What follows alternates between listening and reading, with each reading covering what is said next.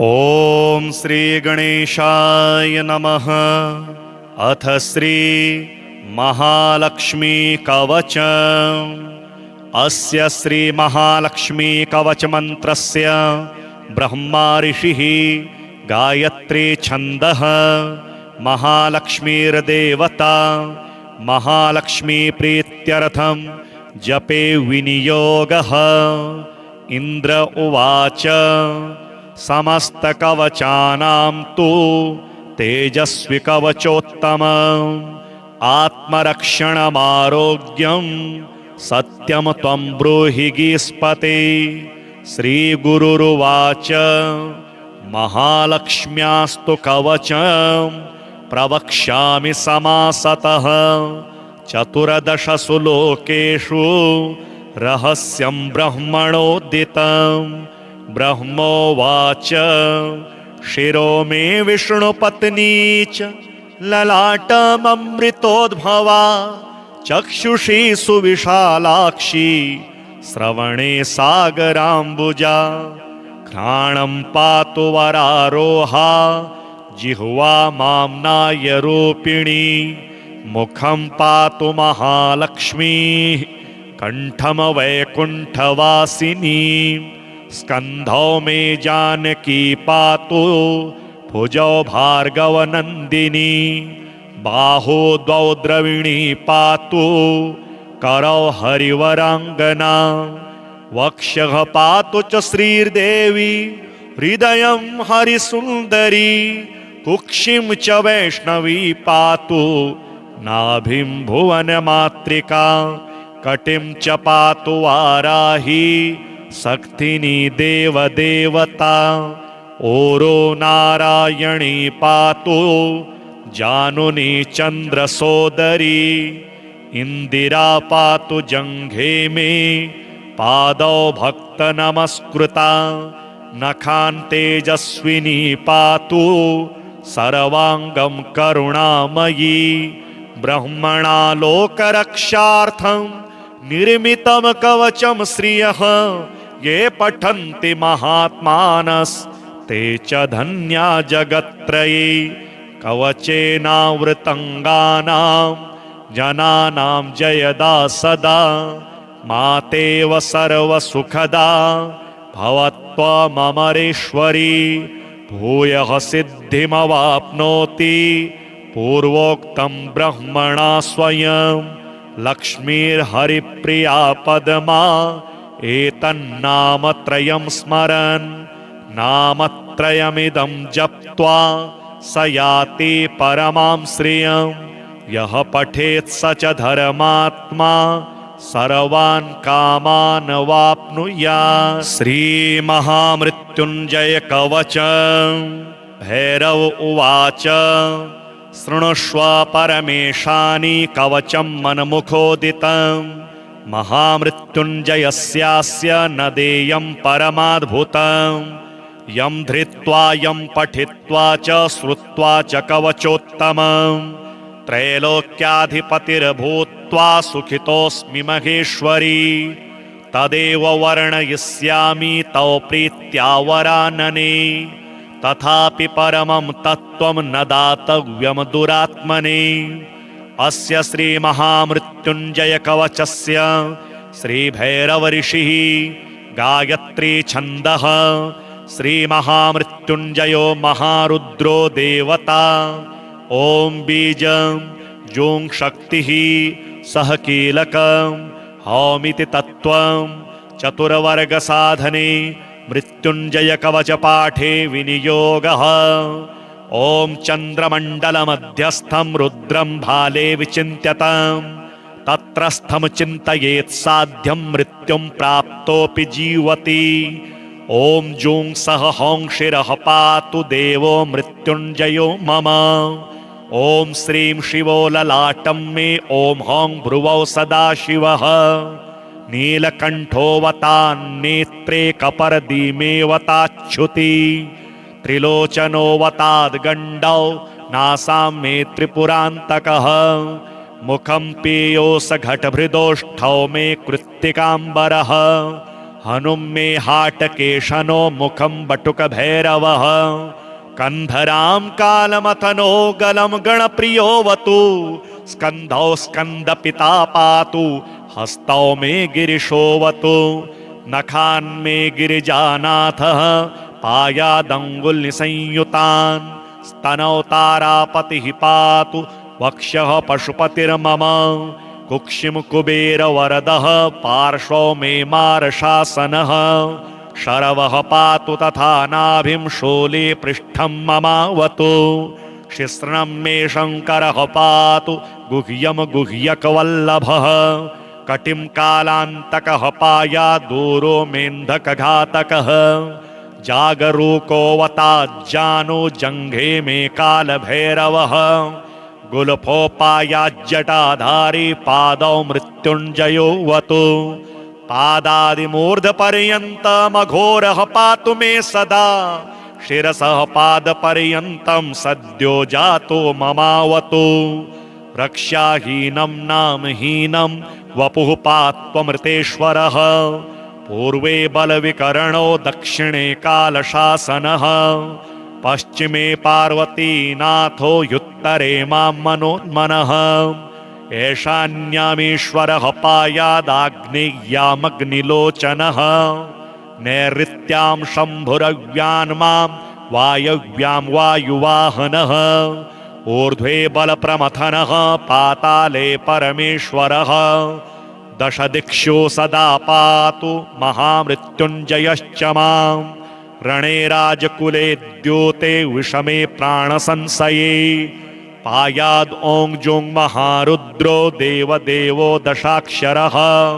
प्रभाते पातु मां ब्रह्मा मध्याह्ने भैरवोऽवतु सायं सर्वेश्वरः पातु निशायां नित्यचेतनः अर्धरात्रे महादेवो निशान्ते मां महोमयः सर्वदा सर्वतः पातु ॐ जों सहं मृत्युञ्जयः इतीदं कवचं पुण्यं त्रिषु लोकेषु दुर्लभम् सर्वमन्त्रमयं गुह्यं सर्वतन्त्रेषु गोपितं पुण्यं पुण्यप्रदं दिव्यं देवदेवाधिदेवतं य इदं च पठेन्मन्त्री कवचं वार्चयेत्ततः तस्य हस्ते महादेवी त्र्यम्बकस्याष्टसिद्धयः रणे धृत्वा चरेद्युद्धं हत्वा शत्रून् जयं लभेत् जयं कृत्वा गृहं देवी सम्प्राप्स्यति सुखी पुनः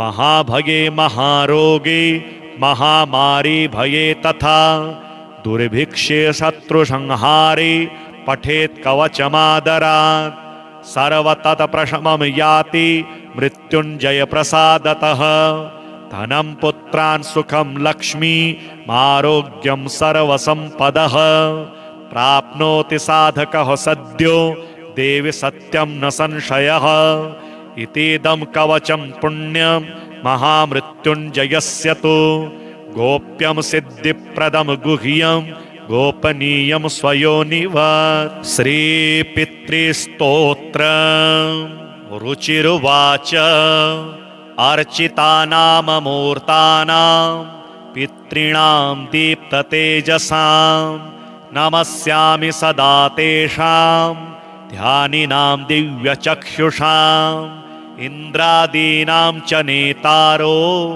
दक्षमारीचयोस्तथा सप्तर्षोणां तथान्येषां तान्नमस्यामि कामदान् मन्वादीनां च नेतारः सूर्याचन्द्रमसोस्तथा तान्नमस्याम्यहं सर्वान् पितॄनप्युपधावपि नक्षत्राणां ग्रहाणां च वायुग्न्योर्भवजस्तथा द्यावा पृथिव्योश्च तथा नमस्यामि कृताञ्जलिः प्रजापतेः कश्यपाय सोमाय वरुणाय च योगेश्वरेभ्यश्च सदा नमस्यामि कृताञ्जलिः नमो गणेभ्यः सप्तभ्यस्तथा लोकेषु सप्तषु स्वायम्भुवे नमस्यामि ब्रह्मणे योगचक्षुषे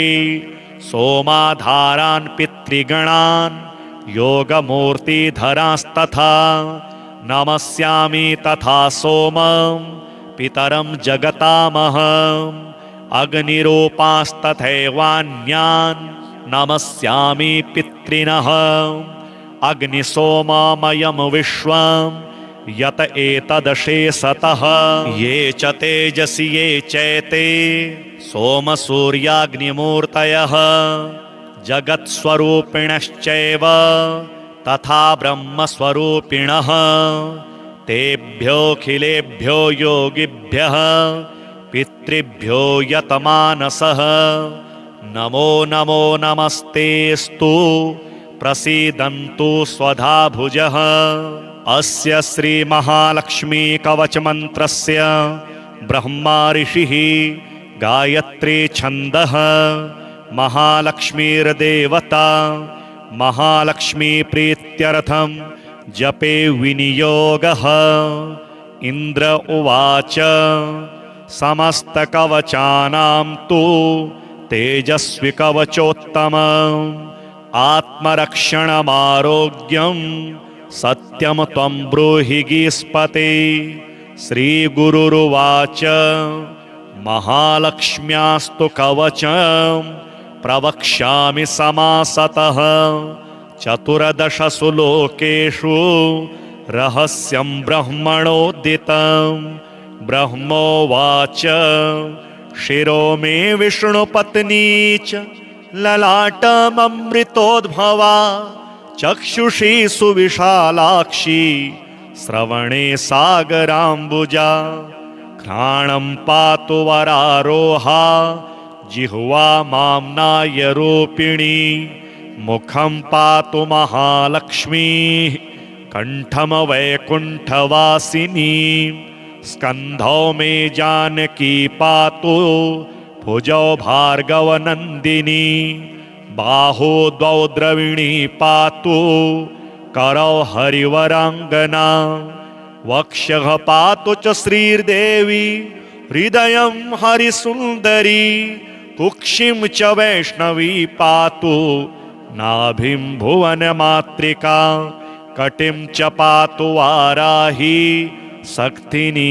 देवदेवता ओरो नारायणी पातु जानुनी चंद्रसोदरी इंदिरा पातु जंघे में पादौ भक्त नमस्कृता नखान् तेजस्विनी पातु सर्वांगं करुणामयी ब्रह्मणा लोकरक्षार्थं निर्मितं कवचं श्रियः ये पठन्ति महात्मानस्ते च धन्या जगत्त्रये कवचेनावृतंगानां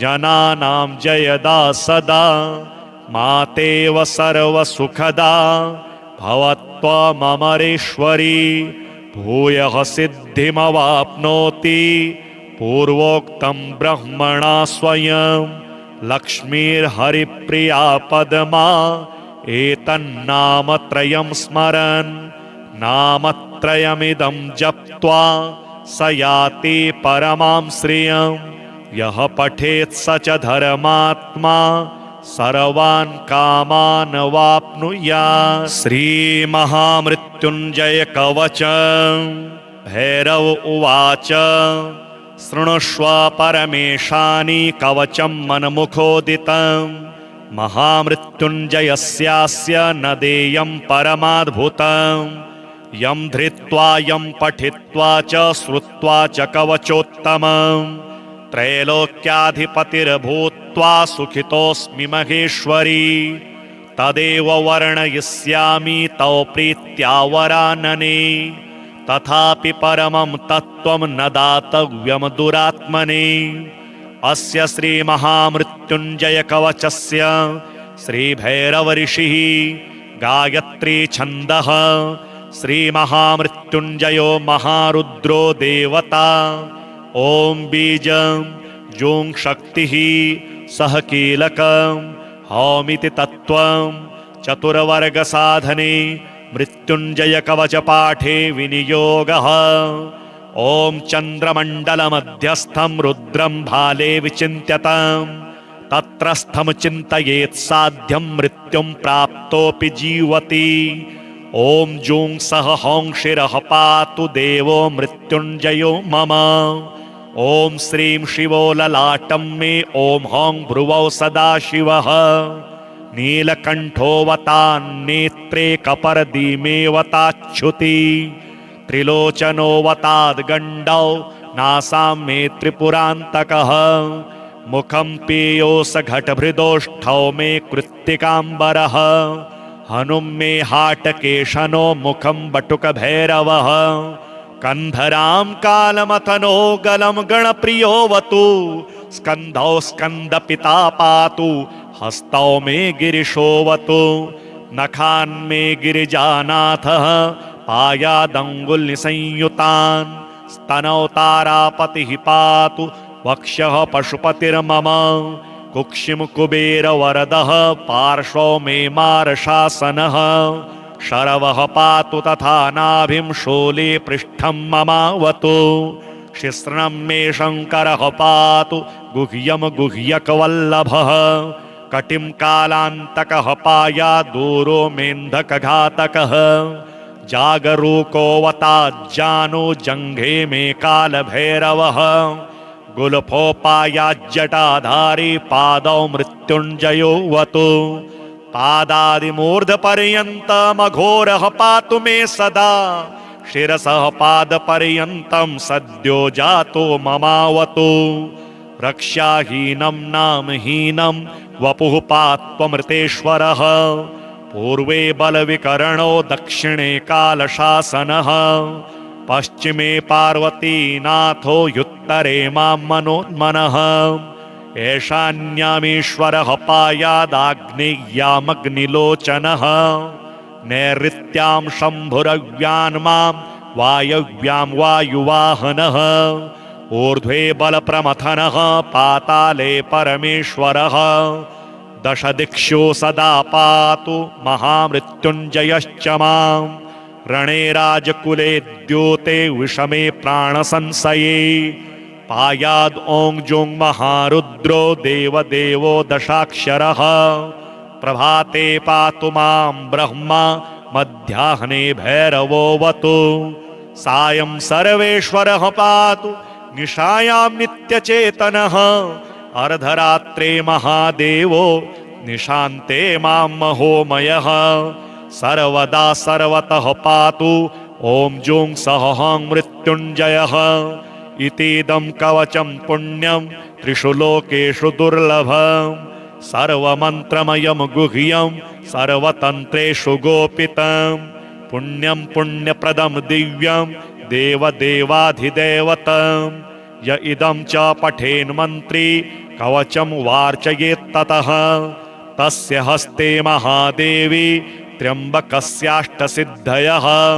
रणे धृत्वा चरेद्युद्धं हत्वा शत्रून् जयं लभेत्। जयं कृत्वा गृहं देवी सम्प्राप्स्यति सुखी पुनः। महाभगे महारोगे महामारी भये तथा। दुर्भिक्षे शत्रुसंहारे पठेत् कवचमादरात्। सर्वतत्प्रशमं याति मृत्युञ्जय प्रसादतः। धनं पुत्रान् सुखं लक्ष्मी आरोग्यं सर्वसम्पदः। प्राप्नोति साधकः सद्यो देवि सत्यं न संशयः। इतीदं कवचं पुण्यं महामृत्युञ्जयस्य तु। गोप्यं सिद्धिप्रदं गुह्यं गोपनीयं स्वयोनिवत्। श्रीपितृस्तोत्रम् रुचिरुवाच। अर्चितानाममूर्तानां पितॄणां दीप्ततेजसां नमस्यामि सदा तेषां ध्यानिनां दिव्यचक्षुषाम्। इन्द्रादीनां च नेतारो दक्षमारीचयोस्तथा सप्तर्षोणां तथान्येषां तान्नमस्यामि कामदान्। मन्वादीनां च नेतारः सूर्याचन्द्रमसोस्तथा तान्नमस्याम्यहं सर्वान् पितॄनप्युपधावपि नक्षत्राणां ग्रहाणां च वायुज्ञोर्भवजस्तथा द्यावा पृथिव्योश्च तथा नमस्यामि कृताञ्जलिः प्रजापतेः कश्यपाय सोमाय वरुणाय च योगेश्वरेभ्यश्च सदा नमस्यामि कृताञ्जलिः नमो गणेभ्यः सप्तभ्यस्तथा लोकेषु सप्तषु स्वायम्भुवे नमस्यामि ब्रह्मणे योगचक्षुषे सोमाधारान् पितृगणान् योगमूर्तिधरांस्तथा नमस्यामि तथा सोमं पितरं जगतामहम् अग्निरूपांस्तथैवान्यान् नमस्यामि पितृनः अग्निसोममयं विश्वं यत एतदशेषतः ये च तेजसि ये चैते सोमसूर्याग्निमूर्तयः जगत्स्वरूपिणश्चैव तथा ब्रह्मस्वरूपिणः तेभ्योऽखिलेभ्यो योगिभ्यः पितृभ्यो यतमानसः नमो नमो नमस्तेस्तु प्रसीदन्तु स्वधा भुजः अस्य श्रीमहालक्ष्मी कवचमन्त्रस्य ब्रह्मा ऋषिः गायत्री छन्दः महालक्ष्मीर्देवता महालक्ष्मी प्रीत्यर्थं जपे विनियोगः इन्द्र उवाच समस्तकवचानां तु तेजस्वी कवचोत्तमम् आत्मरक्षणमारोग्यं सत्यं त्वं ब्रूहि गीस्पते श्रीगुरुरुवाच महालक्ष्म्यास्तु कवचं प्रवक्ष्यामि समासतः चतुर्दशसु लोकेषु रहस्यं ब्रह्मणोदितं ब्रह्मोवाच शिरो मे विष्णुपत्नी च ललाटममृतोद्भवा चक्षुषी सुविशालाक्षी श्रवणे सागराम्बुजा घ्राणं पातु वरारोहा जिह्वा माम्नाय रूपिणी मुखं पातु महालक्ष्मी कंठम वैकुंठवासिनी स्कंधौ मे जानकी पातु भुजौ भार्गवनंदिनी बाहु द्वौ द्रविणी पातु करौ हरिवरांगना वक्षः पातु च श्रीर्देवी हृदयं हरिसुंदरी कुक्षिं च वैष्णवी पातु नाभिं भुवनमातृका कटिं च पातु वाराही शक्तिनी देवदेवता ओरो नारायणी पातु जानुनी चन्द्रसोदरी इंदिरा पातु जंघे मे पादौ भक्त नमस्कृता नखान् तेजस्विनी पातु सर्वांगं करुणामयी ब्रह्मणा लोकरक्षार्थं निर्मितं कवचं श्रियः ये पठन्ति महात्मानस्ते च धन्या जगत्त्रये कवचेनावृतंगानां जनानां जयदा सदा मातेव सर्वसुखदा भवत्वममरेश्वरी भूयः सिद्धिमवाप्नोति पूर्वोक्तं ब्रह्मणा स्वयं लक्ष्मीर्हरिप्रिया पद्मा एतन्नामत्रयं स्मरन् नामत्रयमिदं जप्त्वा स याति परमां श्रियं यः पठेत् स च धर्मात्मा सर्वान् कामान् वाप्नुयात्। श्रीमहामृत्युञ्जय कवचं भैरव उवाच शृणुष्व परमेशानि कवचं मन्मुखोदितं महामृत्युञ्जयस्यास्य न देयं परमाद्भुतं यं धृत्वा यं पठित्वा च श्रुत्वा च कवचोत्तमं त्रैलोक्याधिपतिर्भूत्वा सुखितोऽस्मि महेश्वरी तदेव वर्णयिष्यामि तव प्रीत्या वरानने तथापि परमं तत्त्वं न दातव्यं दुरात्मने अस्य श्रीमहामृत्युञ्जय कवचस्य श्रीभैरवऋषिः गायत्री छन्दः श्रीमहामृत्युञ्जयो महारुद्रो देवता ॐ बीजं जुं शक्तिः सह कीलकं हौमिति तत्त्वं चतुर्वर्गसाधने मृत्युञ्जय कवचपाठे विनियोगः ॐ चन्द्रमण्डलमध्यस्थं रुद्रं भाले विचिन्त्यतं तत्रस्थं चिन्तयेत् साध्यं मृत्युं प्राप्तोऽपि जीवति ॐ जूं सह हौं शिरः पातु देवो मृत्युञ्जयो मम ॐ श्रीं शिवो ललाटं मे ॐ हौं भ्रुवौ सदाशिवः नीलकण्ठोऽवतान्नेत्रे कपर्दीमेऽवताच्छुति त्रिलोचनोऽवताद्गण्डौ नासां मे त्रिपुरान्तकः मुखं पीयोऽसघटभृदोष्ठौ मे कृत्तिकाम्बरः हनुं मे हाटकेशनो मुखं बटुकभैरवः कन्धरां कालमथनो गलं गणप्रियोऽवतु स्कन्धौ स्कन्दपिता पातु हस्तौ मे गिरिशोऽवतु नखान्मे गिरिजानाथः पायादङ्गुलिसंयुतान् स्तनौ तारापतिः पातु वक्ष्यः पशुपतिर्मम कुक्षिं कुबेरवरदः पार्श्वौ मे मारशासनः शरवः पातु तथा नाभिं शूले पृष्ठं ममावतु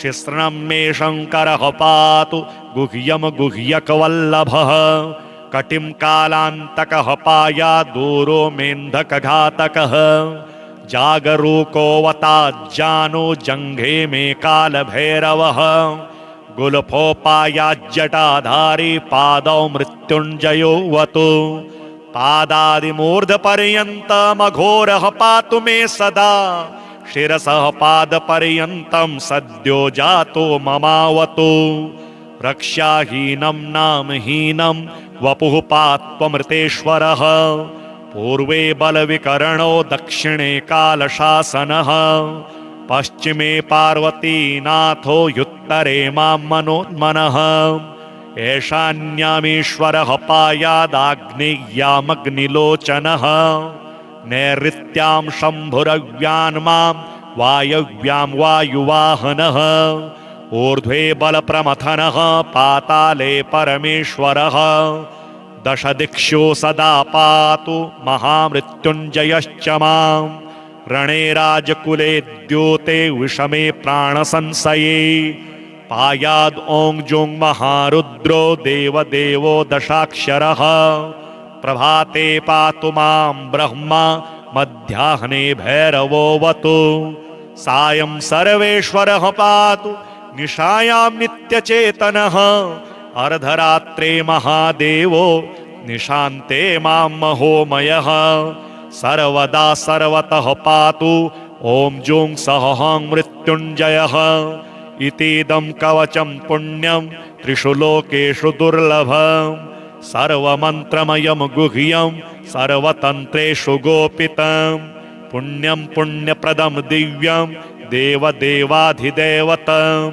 य इदं च पठेन्मन्त्री कवचं वार्चयेत्ततः तस्य हस्ते महादेवी त्र्यम्बकस्याष्टसिद्धयः रणे धृत्वा चरेद्युद्धं हत्वा शत्रून् जयं लभेत् जयं कृत्वा गृहं देवी सम्प्राप्स्यति सुखी पुनः महाभगे महारोगे महामारी भये तथा दुर्भिक्षे शत्रुसंहारे पठेत् कवचमादरात् सर्वतत्प्रशमं याति मृत्युञ्जय प्रसादतः धनं पुत्रान् सुखं लक्ष्मी आरोग्यं सर्वसम्पदः प्राप्नोति साधकः सद्यो देवि सत्यं न संशयः इतीदं कवचं पुण्यं महामृत्युञ्जयस्य तु गोप्यं सिद्धिप्रदं गुह्यं गोपनीयं स्वयोनिव। श्रीपितृस्तोत्र रुचिरुवाच अर्चितानाममूर्तानां पितॄणां दीप्ततेजसां नमस्यामि सदा तेषां ध्यानिनां दिव्यचक्षुषाम् इन्द्रादीनां च नेतारो दक्षमारीचयोस्तथा सप्तर्षोणां तथान्येषां तान्नमस्यामि कामदान् मन्वादीनां च नेतारः सूर्याचन्द्रमसोस्तथा तान्नमस्याम्यहं सर्वान् पितॄनप्युद्धदावपि नक्षत्राणां ग्रहाणां च वायुज्ञोर्भवजस्तथा द्यावा पृथिव्योश्च तथा नमस्यामि कृताञ्जलिः प्रजापतेः कश्यपाय सोमाय वरुणाय च योगेश्वरेभ्यश्च सदा नमस्यामि कृताञ्जलिः नमो गणेभ्यः सप्तभ्यस्तथा लोकेषु सप्तषु स्वायम्भुवे नमस्यामि ब्रह्मणे योगचक्षुषे सोमाधारान् पितृगणान् योगमूर्तिधरांस्तथा नमस्यामि तथा सोमं पितरं जगतामहम् अग्निरूपांस्तथैवान्यान् नमस्यामि पितृनः अग्निसोममयं विश्वं यत एतदशेषतः ये च तेजसि ये चैते सोमसूर्याग्निमूर्तयः जगत्स्वरूपिणश्चैव तथा ब्रह्मस्वरूपिणः तेभ्योऽखिलेभ्यो योगिभ्यः पितृभ्यो यतमानसः नमो नमो नमस्तेस्तु प्रसीदन्तु स्वधा भुजः। अस्य श्रीमहालक्ष्मी कवचमन्त्रस्य ब्रह्मा ऋषिः गायत्री छन्दः महालक्ष्मीर्देवता महालक्ष्मी प्रीत्यर्थं जपे विनियोगः। इन्द्र उवाच समस्तकवचानां तु तेजस्वी कवचोत्तमम् आत्मरक्षणमारोग्यं सत्यं त्वं ब्रूहि गीस्पते। श्रीगुरुरुवाच महालक्ष्म्यास्तु कवचं प्रवक्ष्यामि समासतः चतुर्दशसु लोकेषु रहस्यं ब्रह्मणोदितं। ब्रह्मोवाच शिरो मे विष्णुपत्नी च ललाटममृतोद्भवा चक्षुषी सुविशालाक्षी श्रवणे सागराम्बुजा घ्राणं पातु वरारोहा जिह्वा माम्नाय रूपिणी मुखं पातु महालक्ष्मी कंठम वैकुंठवासिनी स्कंधौ मे जानकी पातु भुजौ भार्गवनंदिनी बाहु द्वौ द्रविणी पातु करौ हरिवरांगना वक्षः पातु च श्रीर्देवी हृदयं हरिसुंदरी कुक्षिं च वैष्णवी पातु नाभिं भुवनमातृका कटिं च पातु वाराही शक्तिनी देवदेवता ओरो नारायणी पातु जानुनी चंद्रसोदरी इंदिरा पातु जंघे में पादौ भक्त नमस्कृता नखान् तेजस्विनी पातु सर्वांगं करुणामयी ब्रह्मणा लोकरक्षार्थं निर्मितं कवचं श्रियः ये पठन्ति महात्मानस्ते च धन्या जगत्त्रये कवचेनावृतंगानां जनानां जयदा सदा मातेव सर्वसुखदा भवत्वममरेश्वरी भूयः सिद्धिमवाप्नोति पूर्वोक्तं ब्रह्मणा स्वयं लक्ष्मीर्हरिप्रिया पद्मा एतन्नामत्रयं स्मरन् नामत्रयमिदं जप्त्वा स याति परमां श्रियं यः पठेत् स च धर्मात्मा सर्वान् कामान् वाप्नुयात्। श्रीमहामृत्युञ्जय कवचम्। भैरव उवाच शृणुष्व परमेशानि कवचं मन्मुखोदितं महामृत्युञ्जयस्यास्य न देयं परमाद्भुतं यं धृत्वा यं पठित्वा च श्रुत्वा च कवचोत्तमं त्रैलोक्याधिपतिर्भूत्वा सुखितोऽस्मि महेश्वरी तदेव वर्णयिष्यामि तव प्रीत्या वरानने तथापि परमं तत्त्वं न दातव्यं दुरात्मने। अस्य श्रीमहामृत्युञ्जय कवचस्य श्रीभैरव ऋषिः गायत्री छन्दः श्रीमहामृत्युञ्जयो महारुद्रो देवता ॐ बीजं जूं शक्तिः सह कीलकं हौमिति तत्त्वं चतुर्वर्गसाधने मृत्युञ्जय कवच पाठे विनियोगः। ॐ चन्द्रमण्डलमध्यस्थं रुद्रं भाले विचिन्त्यतं तत्रस्थं चिन्तयेत् साध्यं मृत्युं प्राप्तोऽपि जीवति। ॐ जूं सह हौंशिरः पातु देवो मृत्युञ्जयो मम।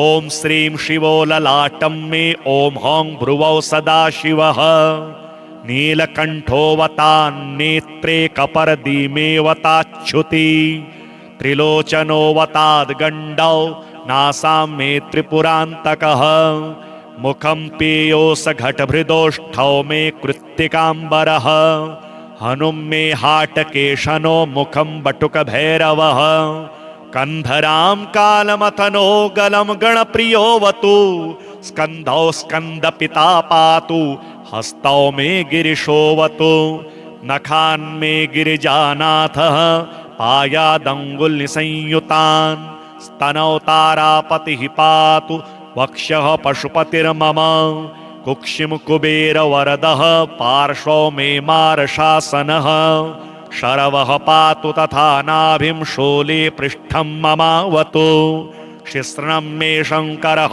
पातु गुह्यं गुह्यकवल्लभः कटिं कालान्तकः पायादूरो मेन्धकघातकः जागरूकोऽवताज्जानो जङ्घे मे कालभैरवः गुल्फोपायाज्जटाधारी पादौ मृत्युञ्जयोऽवतु पादादिमूर्धपर्यन्तमघोरः पातु मे सदा शिरसः पादपर्यन्तं सद्यो जातो ममावतु रक्षाहीनं नामहीनं वपुः पात्वमृतेश्वरः पूर्वे बलविकरणो दक्षिणे कालशासनः पश्चिमे पार्वतीनाथो युत्तरे मां मनोन्मनः ऐशान्यामीश्वरः पायादाग्नेय्यामग्निलोचनः नैऋत्यां शम्भुरव्यान् मां वायव्यां वायुवाहनः ऊर्ध्वे बलप्रमथनः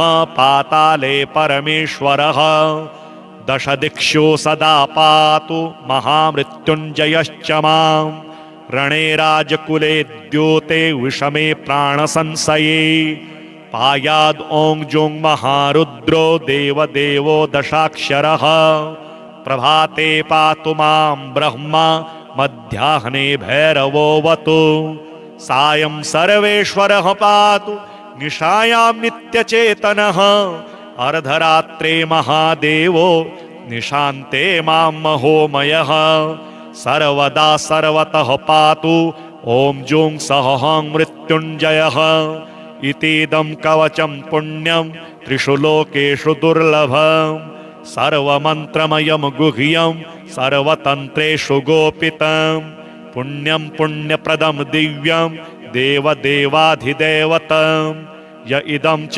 पठेन्मन्त्री कवचं वार्चयेत्ततः तस्य हस्ते महादेवी त्र्यम्बकस्याष्टसिद्धयः रणे धृत्वा चरेद्दुद्धं हत्वा शत्रून् जयं लभेत् जयं कृत्वा गृहं देवी सम्प्राप्स्यति सुखी पुनः महाभगे महारोगे महामारी भये तथा दुर्भिक्षे शत्रुसंहारे पठेत् कवचमादरात् सर्वतत्प्रशमं याति मृत्युञ्जय प्रसादतः धनं पुत्रान् सुखं लक्ष्मी आरोग्यं सर्वसम्पदः प्राप्नोति साधकः सद्यो देवि सत्यं न संशयः इतीदं कवचं पुण्यं महामृत्युञ्जयस्य तु गोप्यं सिद्धिप्रदं गुह्यं गोपनीयं स्वयोनिवत्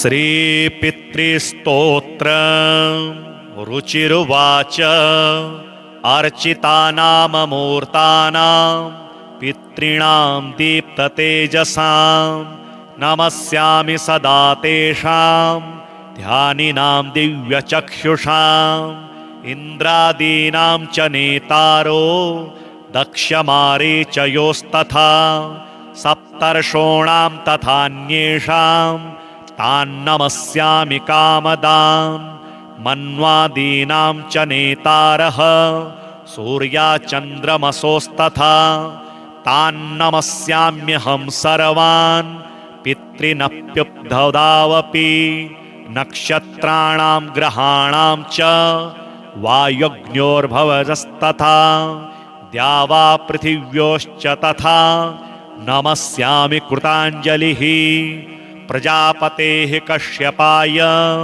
सोमाय वरुणाय च योगेश्वरेभ्यश्च सदा नमस्यामि कृताञ्जलिः नमो गणेभ्यः सप्तभ्यस्तथा लोकेषु सप्तषु स्वायम्भुवे नमस्यामि ब्रह्मणे योगचक्षुषे सोमाधारान् पितृगणान् योगमूर्तिधरांस्तथा नमस्यामि तथा सोमं पितरं जगतामहम् अग्निरूपांस्तथैवान्यान् नमस्यामि पितृनः अग्निसोममयं विश्वं यत एतदशेषतः ये च तेजसि ये चैते सोमसूर्याग्निमूर्तयः जगत्स्वरूपिणश्चैव तथा ब्रह्मस्वरूपिणः तेभ्योऽखिलेभ्यो योगिभ्यः पितृभ्यो यतमानसः नमो नमो नमस्तेस्तु प्रसीदन्तु स्वधा भुजः अस्य श्रीमहालक्ष्मी कवचमन्त्रस्य ब्रह्मा ऋषिः गायत्री छन्दः महालक्ष्मीर्देवता महालक्ष्मी प्रीत्यर्थं जपे विनियोगः इन्द्र उवाच समस्तकवचानां तु तेजस्वी कवचोत्तमम् आत्मरक्षणमारोग्यं सत्यं त्वं ब्रूहि गीस्पते श्रीगुरुरुवाच महालक्ष्म्यास्तु कवचं प्रवक्ष्यामि समासतः चतुर्दशसु लोकेषु रहस्यं ब्रह्मणोदितं ब्रह्मोवाच शिरो मे विष्णुपत्नी च ललाटममृतोद्भवा चक्षुषी सुविशालाक्षी श्रवणे सागराम्बुजा घ्राणं पातु वरारोहा जिह्वा माम्नाय रूपिणी मुखं पातु महालक्ष्मीः कंठम वैकुंठवासिनी स्कंधौ मे जानकी पातु भुजौ भार्गवनंदिनी बाहु द्वौ द्रविणी पातु करौ हरिवरांगना वक्षः पातु च श्रीर्देवी हृदयं हरिसुंदरी कुक्षिं च वैष्णवी पातु नाभिं भुवनमातृका कटिं च पातु वाराही शक्तिनी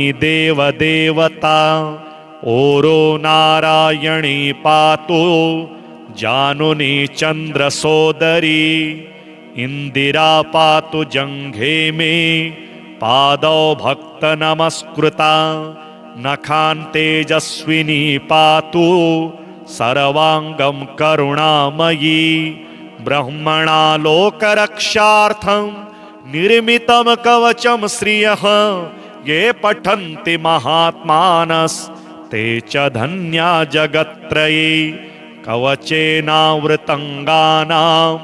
जनानां जयदा सदा मातेव सर्वसुखदा भवत्वममरेश्वरी भूयः सिद्धिमवाप्नोति पूर्वोक्तं ब्रह्मणा स्वयं लक्ष्मीर्हरिप्रिया पद्मा एतन्नामत्रयं स्मरन् नामत्रयमिदं जप्त्वा स याति परमां श्रियं यः पठेत् स च धर्मात्मा सर्वान् कामान् वाप्नुयात्। श्रीमहामृत्युञ्जय कवचं भैरव उवाच शृणुष्व परमेशानि कवचं मन्मुखोदितं महामृत्युञ्जयस्यास्य न देयं परमाद्भुतं यं धृत्वा यं पठित्वा च श्रुत्वा च कवचोत्तमं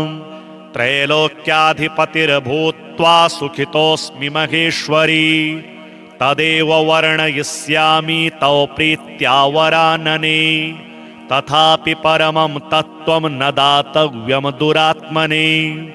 अस्य श्री महामृत्युञ्जय कवचस्य श्री भैरव ऋषिः गायत्री छन्दः श्री महामृत्युञ्जयो महारुद्रो देवता ओम बीजं जों शक्तिः सह कीलकं हौमिति तत्त्वं चतुर्वर्ग साधने मृत्युञ्जय कवच पाठे विनियोगः।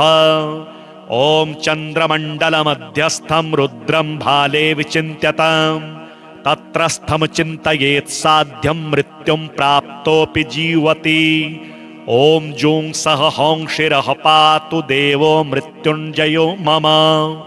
ओम श्रीं शिवो ललाटं मे ओम हौं भ्रुवौ सदाशिवः नीलकण्ठोऽवतान्नेत्रे कपर्दीमेऽवताच्छुति त्रिलोचनोऽवताद्गण्डौ नासां मे त्रिपुरान्तकः मुखं पीयोऽसघटभृदोष्ठौ मे कृत्तिकाम्बरः हनुं मे हाटकेशनो मुखं बटुकभैरवः कंधरां कालमथनो गलं गणप्रियोऽवतु स्कन्धौ स्कन्दपिता पातु हस्तौ मे गिरिशोऽवतु नखान् मे गिरिजानाथः पायादङ्गुलिसंयुतान् स्तनौ तारापतिः पातु वक्षः पशुपतिर्मम कुक्षिं कुबेरवरदः पार्श्वौ मे मारशासनः शरवः पातु तथा नाभिं शूले पृष्ठं ममावतु शिश्नं मे शङ्करः पातु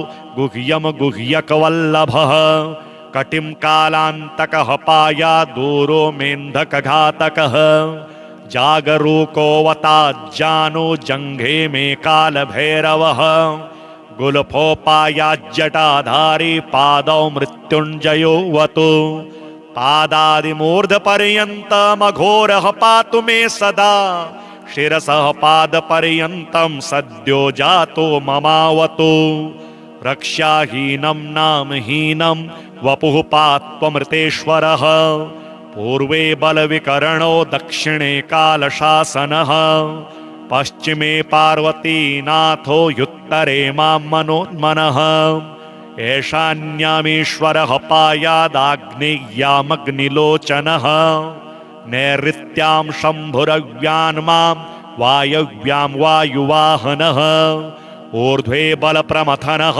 पाताले परमेश्वरः दश दिक्षु सदा पातु महामृत्युञ्जयश्च मां रणे राजकुले द्योते विषमे प्राणसंशये पायाद ओं जों महारुद्रो देवदेवो दशाक्षरः प्रभाते पातु मां ब्रह्मा मध्याह्ने भैरवोऽवतु सायं सर्वेश्वरः पातु निशायां नित्यचेतनः अर्धरात्रे महादेवो निशान्ते मां महोमयः सर्वदा सर्वतः पातु ॐ जूं सः हं मृत्युञ्जयः इतीदं कवचं पुण्यं त्रिषु लोकेषु दुर्लभम् सर्वमन्त्रमयं गुह्यं सर्वतन्त्रेषु गोपितं पुण्यं पुण्यप्रदं दिव्यं देवदेवाधिदेवतं य इदं च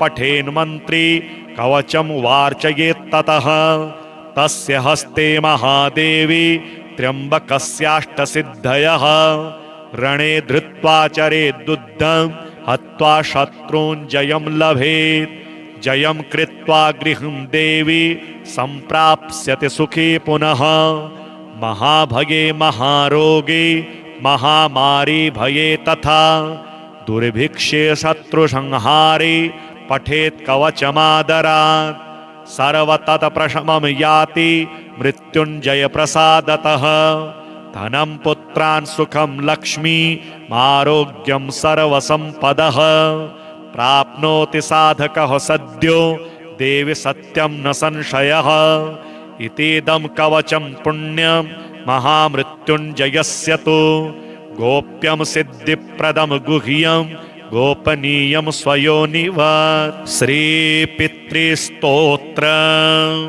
रुचिरुवाच अर्चितानाममूर्तानां पितॄणां दीप्ततेजसां नमस्यामि सदा तेषां ध्यानिनां दिव्यचक्षुषाम् इन्द्रादीनां च नेतारो दक्षमारीचयोस्तथा सप्तर्षोणां तथान्येषां तान्नमस्यामि कामदान् मन्वादीनां च नेतारः सूर्याचन्द्रमसोस्तथा तान्नमस्याम्यहं सर्वान् पितॄनप्युपधावपि नक्षत्राणां ग्रहाणां च वायुग्न्योर्भवजस्तथा द्यावा पृथिव्योश्च तथा नमस्यामि कृताञ्जलिः प्रजापतेः कश्यपाय सोमाय वरुणाय च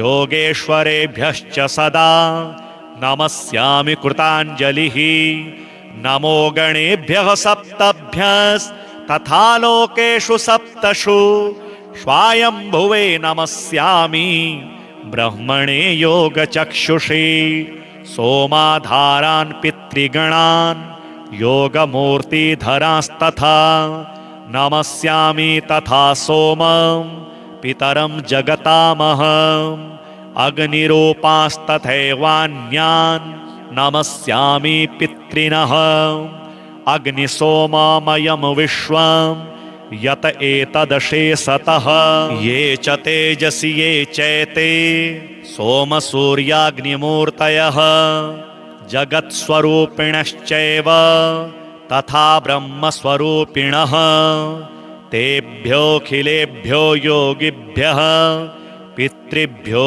यतमानसः नमो नमो नमस्तेस्तु प्रसीदन्तु स्वधा भुजः।